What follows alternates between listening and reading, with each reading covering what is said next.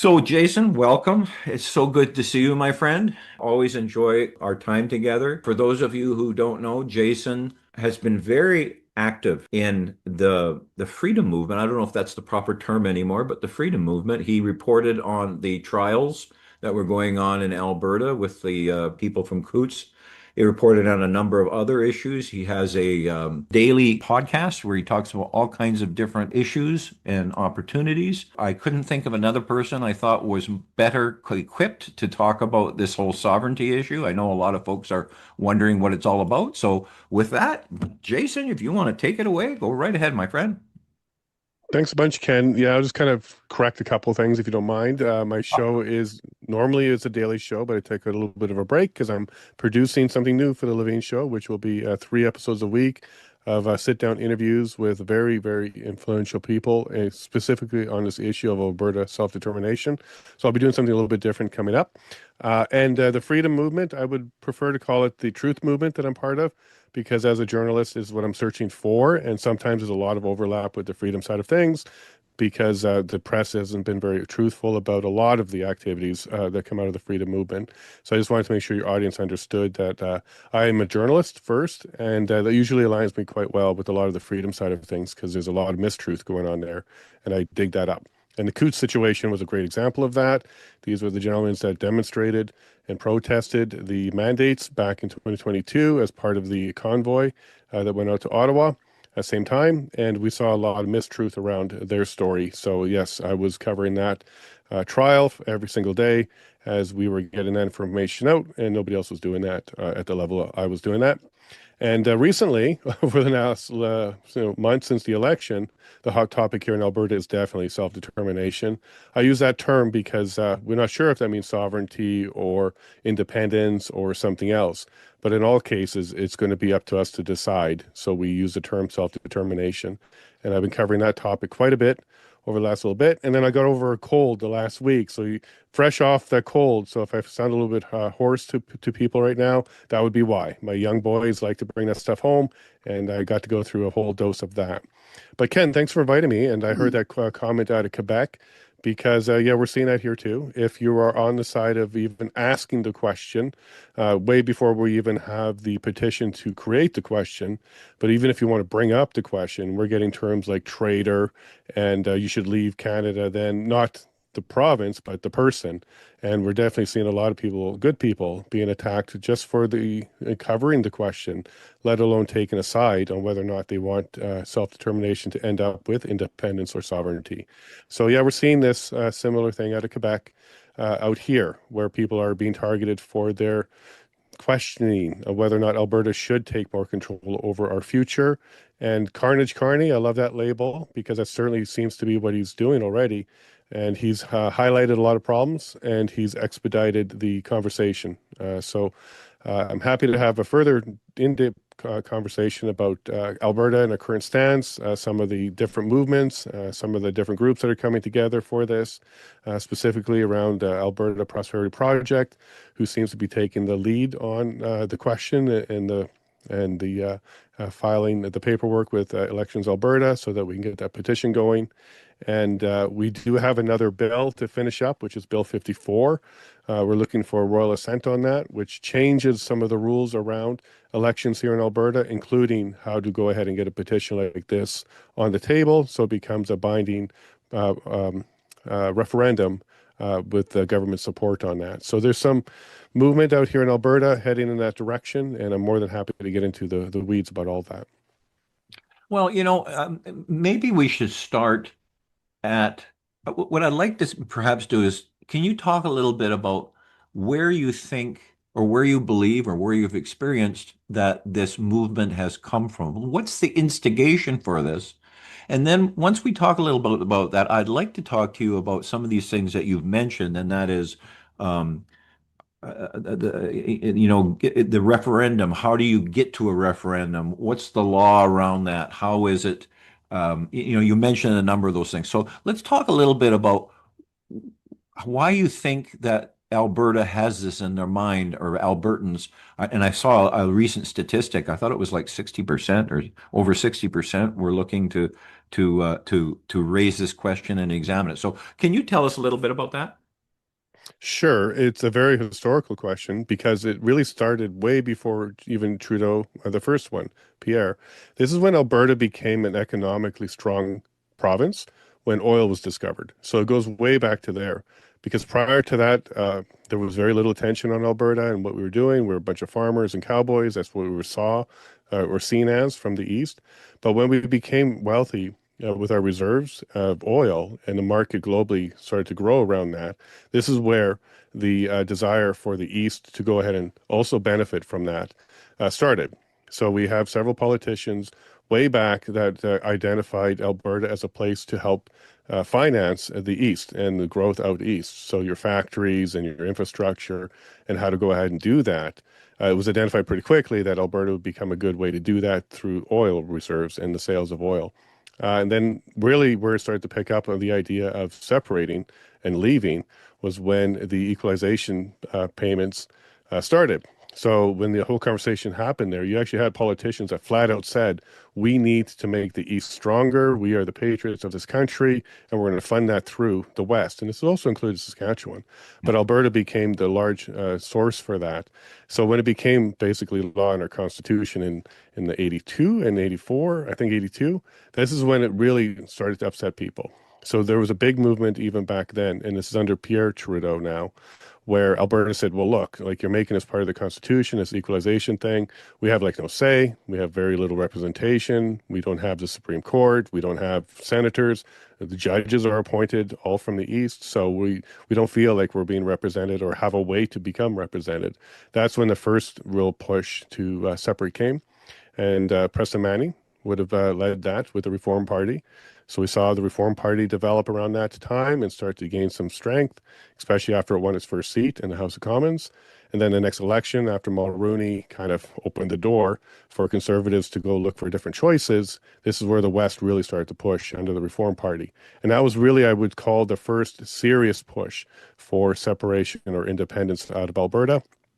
And then they kind of took the steps of trying to find out whether or not the East would like us in, because the mantra at that time was the West wants in. And what they mean by that is not just, have representation in the House of Commons through a party like the Reform Party. It literally meant we wanted elected senators. We wanted to be able to appoint our own judges or elect our own judges. We didn't want the East or the Prime Minister to go ahead and make those appointments happen, which would reflect upon us. So when we saw things like, okay, we don't have large representation in the House of Commons, but we have very little say in the Senate and almost no say in the Supreme Court, the West wanted in. So that was the push happening at that time. And that became a bit of an experiment. Preston was very good at bringing that message forward. There was a lot of support out West for that. Saskatchewan came on board with that as well. But what we learned from that is the Conservative Party, or back then it was Progressive Conservatives, was willing to let the Liberals become government and not let Reform Party take government. That's where we got the Canadian Alliance, which eventually became the Conservative Party of Canada, which put us back into a two-party system. But the result of that, if you listen to Dr. Michael Wagner, was we got the answer. The East doesn't want the West in. So that was really the very first push that was really strong to really make this happen. And that never died. There's an entire group that was behind that that is still at the table now. The big change that happened would be Mark Carney becoming the prime minister. Very early in Mark Carney's rhetoric, when he was becoming the leader, he was running to be selected as the leader for the Liberal Party, he made it very clear he's not interested in Alberta and its prosperity and working with Alberta to ensure that we continue to have prosperity above and beyond what we're looking at here.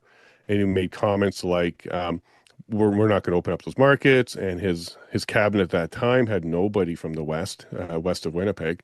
So there was no representation in his cabinet, which, by the way, is true still today. Now he has his actual cabinet. We don't have any representation. So that Carney coming in really pushed that needle strongly back towards sovereignty and that question. And Danielle Smith has also become, I wouldn't say an advocate of it, but she's opened the door by pushing for sovereignty with the Sovereignty Act, making that part of her conversations when she was becoming the leader of the UCP party, where independence is something that we've been talking about. Because especially after Justin Trudeau, it really reignited it. But Carney really put some more fuel on it. So with Danielle Smith, Carney recently has opened that door again. And Mhm. then Danielle Smith, right after the election, when she announced the changes to the Elections Act and the Citizens Initiative Act and some other acts around how we do elections. This gets into your second part of your question, what's the legality behind it? It lowered the bar. So originally, to have a referendum like this, which would be a constitutional level referendum, we needed to have 600,000 signatures in 90 days to support the petition, which then would lead to government providing the binding referendum and put it on the table. But she lowered that limit down to 10% of the last election, which brings that number down to 177,000. And we have 120 days now to go ahead and collect those. So she really opened the door a lot wider to be able to have this particular referendum. And if we do have the referendum, which I don't see why we wouldn't get there, because there's groups like the Alberta Prosperity Project, which has well over 177,000 people ready to go. If we get to a referendum in spring of 2026 and it's a yes, that's where the Clarity Act out of the Supreme Court of 2000 would kick in, because this is kind of the breadcrumbs, a roadmap towards sovereignty for a province, thanks to Quebec raising the question. But it's not a full-on guide because we're not really sure, because the Clarity Act is not clear, like how many people have to vote, what is the percentage, and what is the question. These are all things that are going to be debated and argued later if it does turn out to be a yes result on the referendum. So to fully answer your question, there is no clear path to get this done. There's many different options. For example, international law.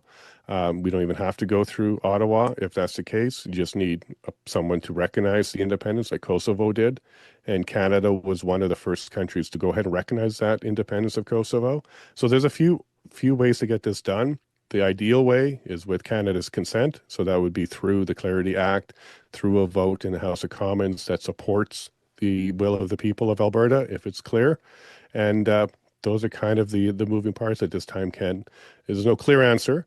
I'm not even sure if we'll get to the yes at this stage, because this is a back and forth issue daily out here in Alberta. But that's where the ignition came from. And it's a very historical drive for a lot of people out here in Alberta. Well, it's interesting. You talked about equalization payments. Quebec gets equalization payments from the rest of Canada. Our second largest economy, I believe, isn't it Ontario, Quebec, Alberta, or BC? I can't remember how that goes, but so they get equalization payments. Of course, they've had referendums on this, and I Mhm. I don't recall how they came up with the question and whatnot. But and in my opinion, Quebec was never really looking to leave Canada. They were always just looking to be the squeaky wheel to get greased.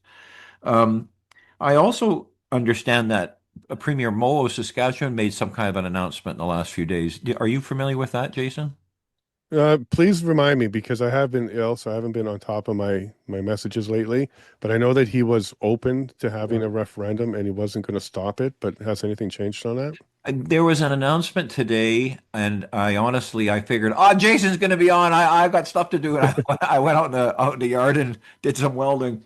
I believe he is now voicing his support, and that wants to, and they're talking about Saskatchewan taking similar steps. I think that's what it is, and that's something we can look into a little bit later.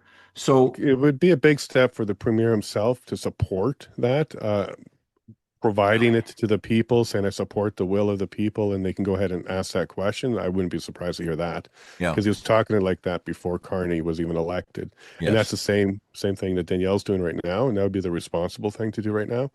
But I'd be very surprised and probably excited if he actually came out and said he would vote yes on that Well, I referendum. don't think he said that. I think that they were thinking about Saskatchewan taking some steps similar Yeah. to what Alberta's taken. And I just want to mention, just so folks know, that when you talk about the Sovereignty Act, the act is actually called Alberta Sovereignty within a United Canada. So again, to make your point, Jason, it's not the premier standing up, I'm going to vote this way or I'm going to do this. They've even named that act within a United Canada. So they're Mhm. they're they're they're in they're supporting that, but they're also taking steps to see that they have options, I guess maybe is the right way to put it. Um, Yeah, yeah. If you read that act, really all it says is we're going to enforce our current rights because yes. under the Constitution, Section 91, 92, it's very clear who has jurisdiction on what things. And the Sovereignty Act basically says we want to play by the rules of the Constitution, and we're going to do it without your consent. It's basically all it says, but Yeah. it doesn't really change much because we should be doing this all along anyways. So when Danielle Smith says, "Hey, I'm going to use the Sovereignty Act," because she refers it by the short name, that's all she means. She means she's trying to try and put her foot down and execute how it should be. But we see things like carbon tax. We see things like Carney talking about clean energy. And when he says clean energy, he's providing that narrative that oil and that kind of energy isn't clean. So he's talking about other options, which if you really dig into it, there's no such thing as clean energy. All energy has a cost to the environment in some way. But he's signaling out Alberta's energy, especially when he says across the rest of Canada. So he's absolutely saying, okay, Alberta, we're going to put a pin on you, and we're going to try and get energy out of the rest of Canada, solar, wind, other, and we're going to do it that way. That's a shot across our bow as well. And there's very little that Danielle Smith can do today, even with Sovereignty Act, to go ahead and change that. She's tried, and she's still trying. I think she's given Mark Carney 6 months, and that was about a month or so ago. So we're down to 5 months left. And we just had the premier First Ministers meeting yesterday or the day before in Saskatchewan. So I know she's excited about some of the stuff that came out of there. There seems to be maybe some movement on conversations, but the only way to move this needle with Carney is many provinces start to come together and push on this issue. And maybe that's where she's getting excited with Scott Moe. Because I know Nadine Ness, I'm not sure if you're familiar with her. She's Yep. working hard in Saskatchewan. Yeah, she's doing the United Grassroots, I believe it's called, and that's her initiative that she's putting together. And that's the one that's got the most attention in Saskatchewan. Yeah. Because even the NDP, they talk about that particular group, and they're trying to get the government to say, no, you can't stop them. They can't do it, which is, an attack on democracy. We hear this term all the time from the other side, but that is a true attack on democracy because what they're asking here is to ask a question and then ask the people to go ahead and provide a response to that question. And they want to stop that, which Yeah. in itself would be an attack on democracy. Well, But you're I wouldn't be surprised if Mo said, yeah, they can go ahead. If they get the signatures, we're going ahead to provide that referendum to the people. yeah, you bring up Nadine Wilson, and for those, Nadine Ness. sorry. Nadine Ness. Oh, sorry. There's also a Nadine Wilson who's a sitting member of the legislature there. Sorry, I thought I heard you say that. So I will erase Apologies. what I was just about to say there. And Yeah, and I'm not aware of any sitting MLAs in any province that's really gung ho for it. I know in Alberta, there's a few yeah, MLAs that say we should do this, we should have this referendum, but and there might be a couple that said they'll vote yes, but it's not a large chunk. Now, the UCP party has spoken loud and clear on this one. It's over 66% that say they will vote yes. And this could be where you're seeing some of these numbers because yeah, out of the party itself, it's over 60%. And then in the public, I think it's getting really close to 40, yeah. and that's through the mainstream polls. So you can tack on another 10 points if you want the truth on those. But we're probably pretty close to getting the same situation in Quebec where it's going to be very close on a yes or a no result.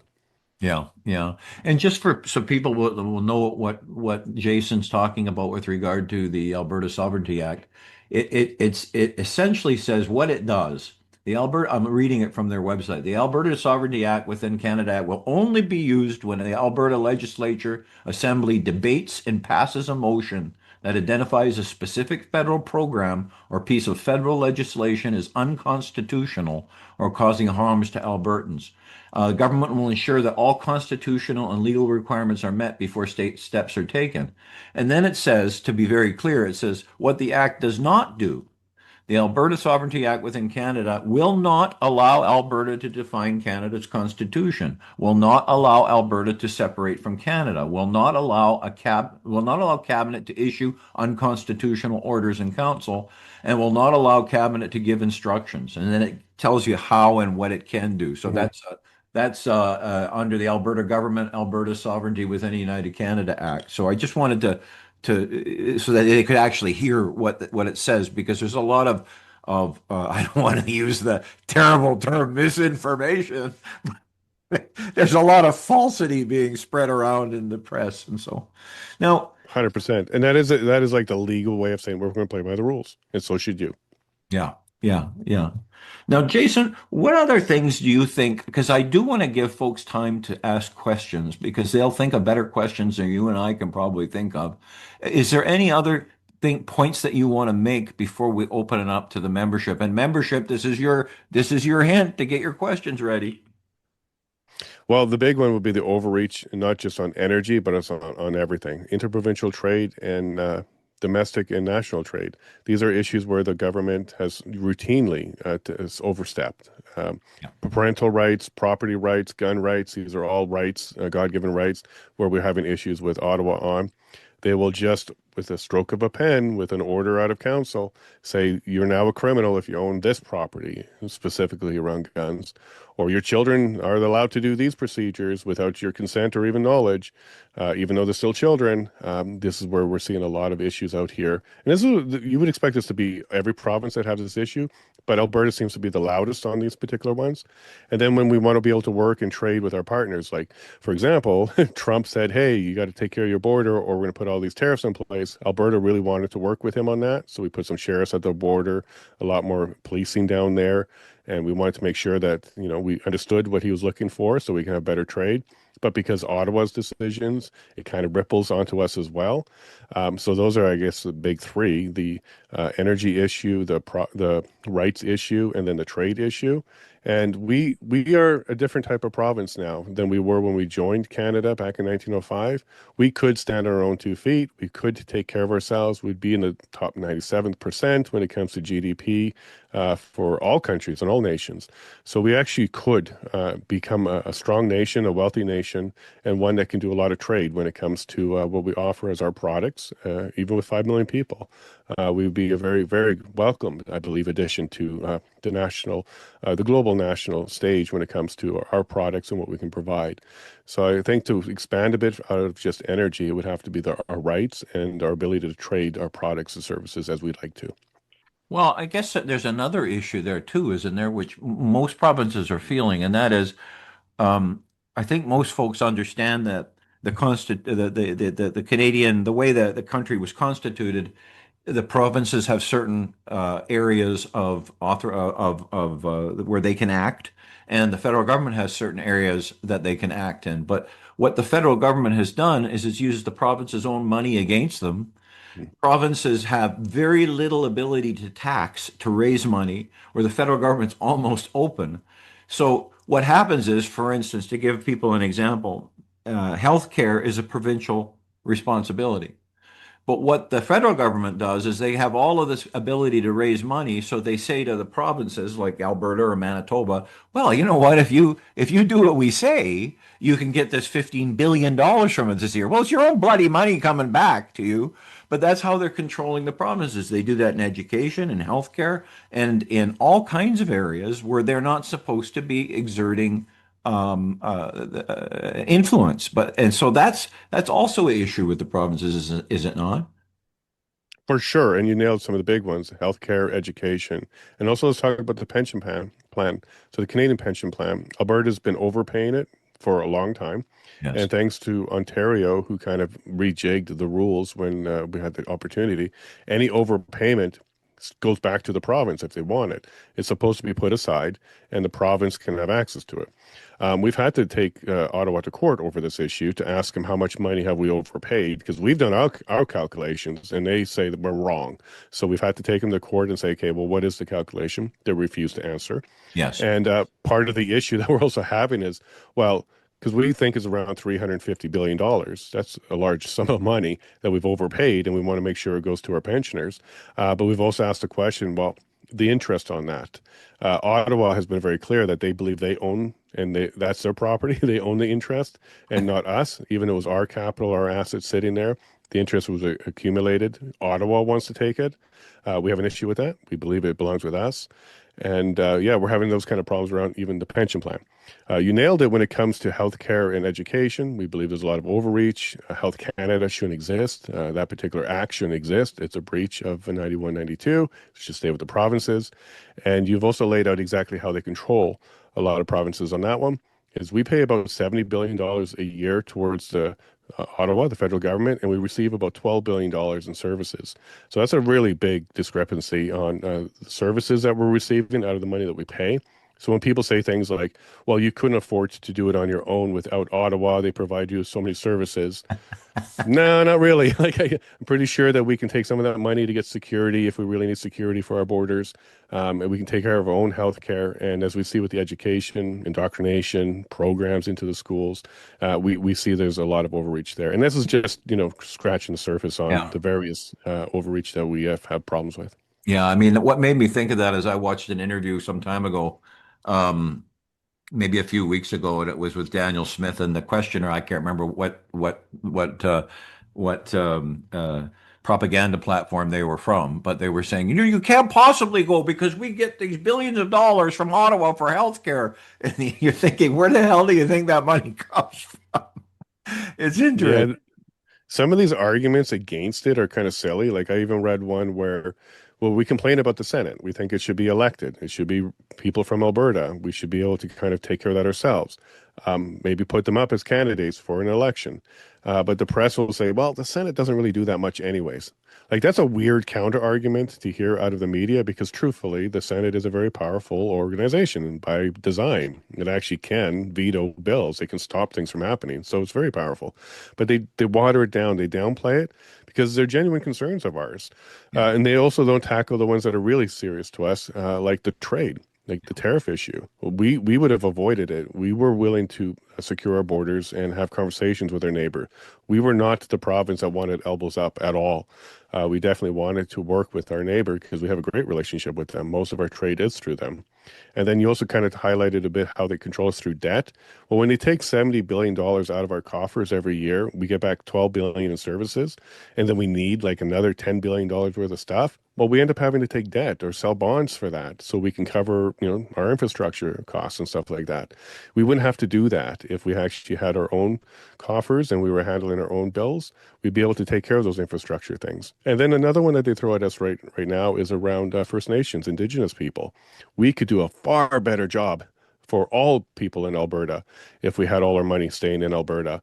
And we wouldn't be like the selfish, nation. We'd be happy to work with all other nations, including Canada.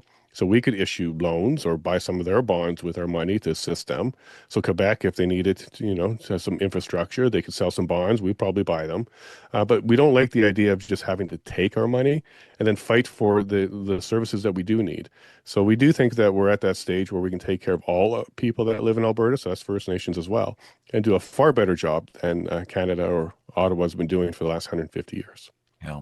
I'm just watching in the sidebar for hands going up with questions. So, folks, Jason and I are kind of continuing the conversation, waiting to see if your hands come up. So, if you're expecting us to take a breath and wait, we're not going to. But please, if you've got a question, raise your hand. Rosalie, if you can keep your eye on that, I would appreciate that. And there's usually the normal people who are asking questions about all kinds of things. So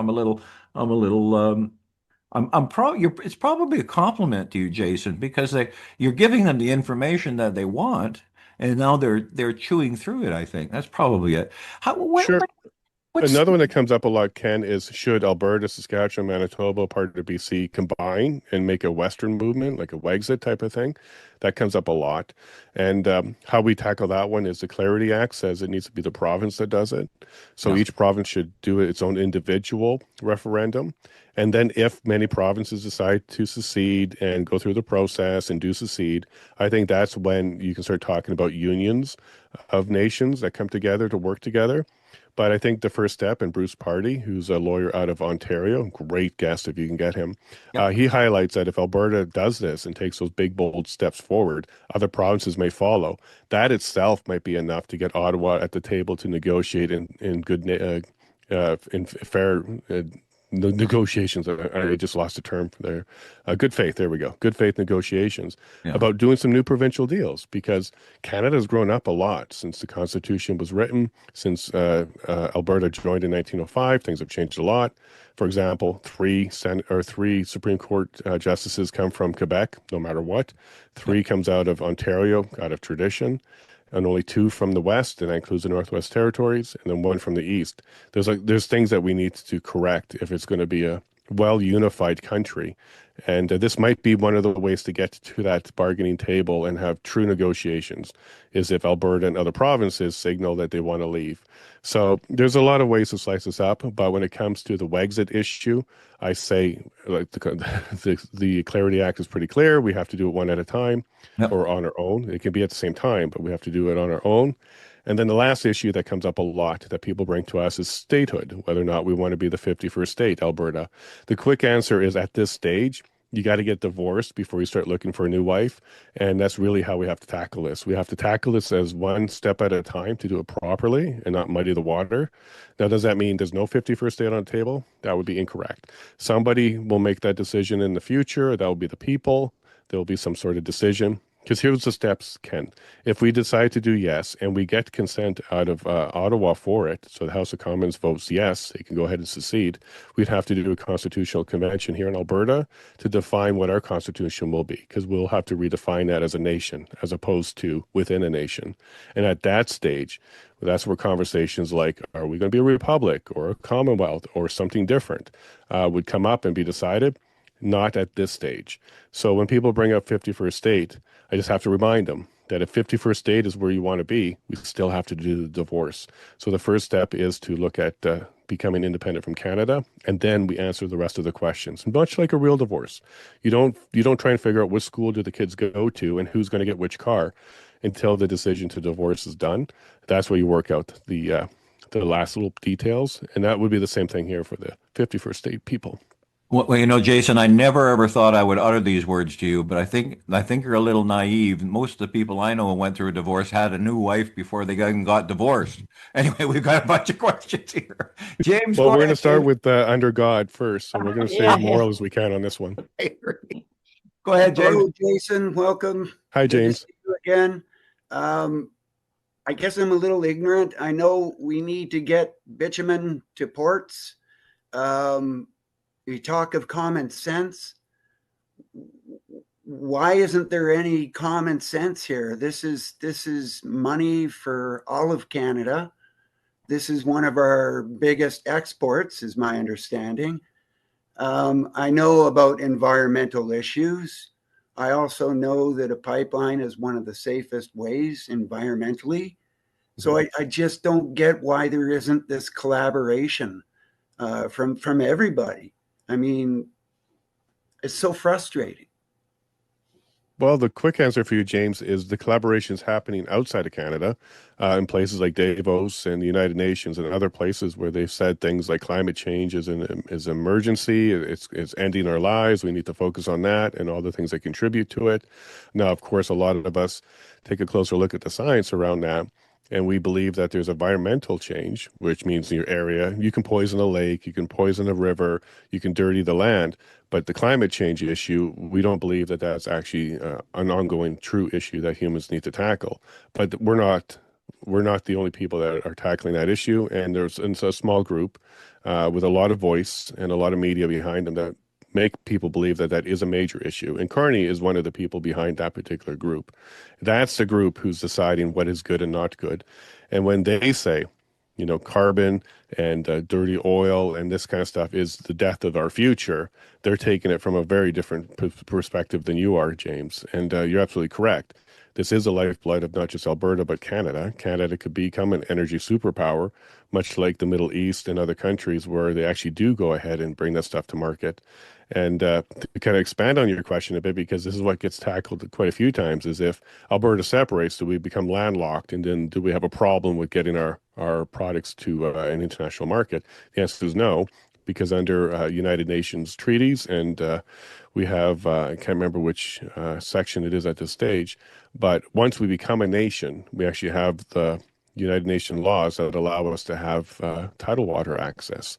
So all landlocked nations, not provinces and states, but landlocked nations actually get tidal water access. So that would actually solve that problem, James.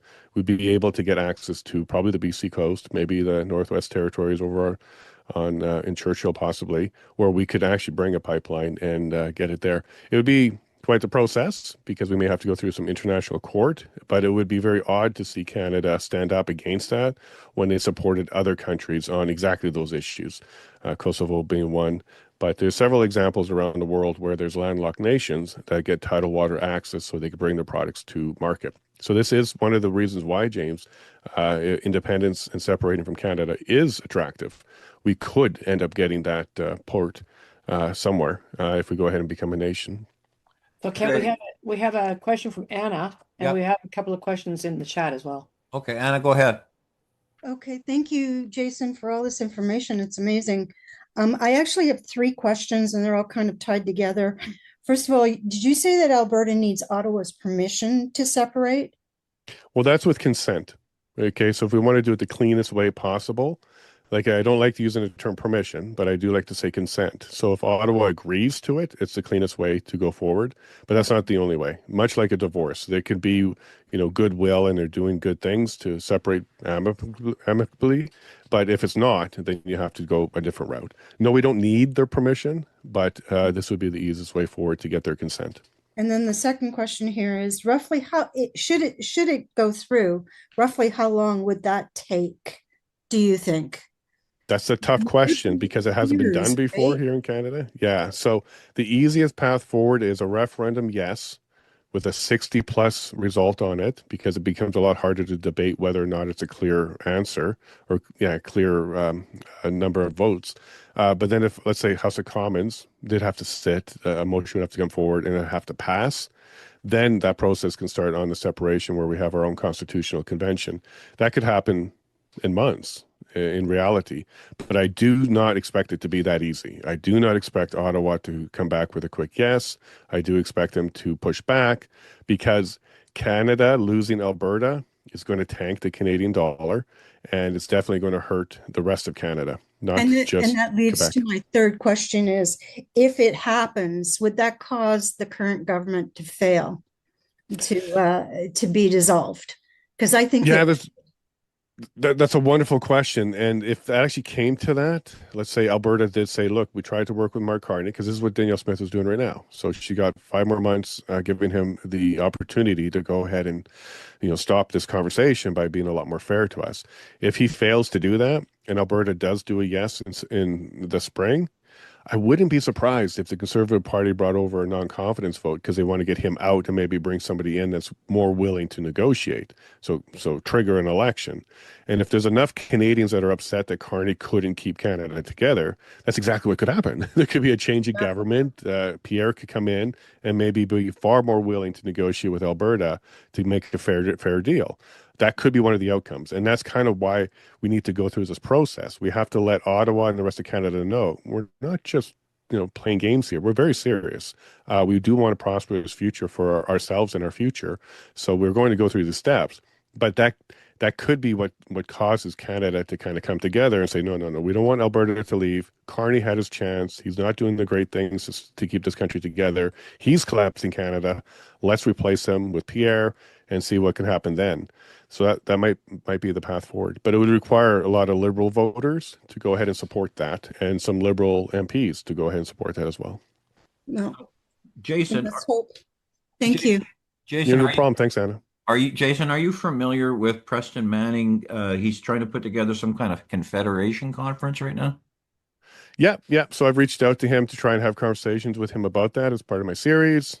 He hasn't said no, so we'll keep optimistic on that one. But his is more around a Western alliance where the Western provinces are going to work together. And what I'm not happy with on this particular one is that's not an option. Like, each province does need to go through the process itself. Now, if he's forward thinking that he's going to help, you know, initiate that conference, the constitutional convention that Alberta will need, well, then great. At least he's started on that process. Maybe he's working on the Bill of Rights. He's working on the Constitution for Alberta, but it shouldn't be a Western thing. It should be Alberta. Now, that I'm not able to speak to him yet, so because I have these exact questions. What exactly is he looking for? But I saw some of the emails he sent out to fundraisers, and it was clear that he wanted to do a Western alliance. He's trying to make it a Western thing. And personally, from my perspective, that will slow down the process. We need to separate independently and then come together. I'm all for each province that wants to leave becoming its own republic, has its own constitution, and then there's a union of republics, a unification of the republics, not a new federal system, So not a new country, new nation, but a bunch of different nations working together on trade, security, and the other issues that will come up.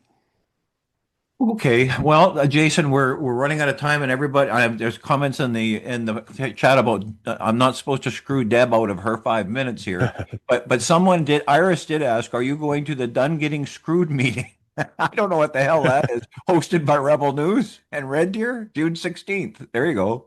You know anything about that? Yeah, I don't think I will be on the invited list right now. I'm currently in litigation with Ezra, so I don't think he's I going to knew have me there. Yeah, but if just by the name of it, if they're highlighting these particular issues, I'm all for every single group, friendly or foe, getting together to bring education to Albertans. Yeah. So I may specifically not be there, but I would encourage everybody to go to it, because what's most important here is getting the correct information. So what are we talking about when we say pension plan? What do we talk about when First Nations are upset?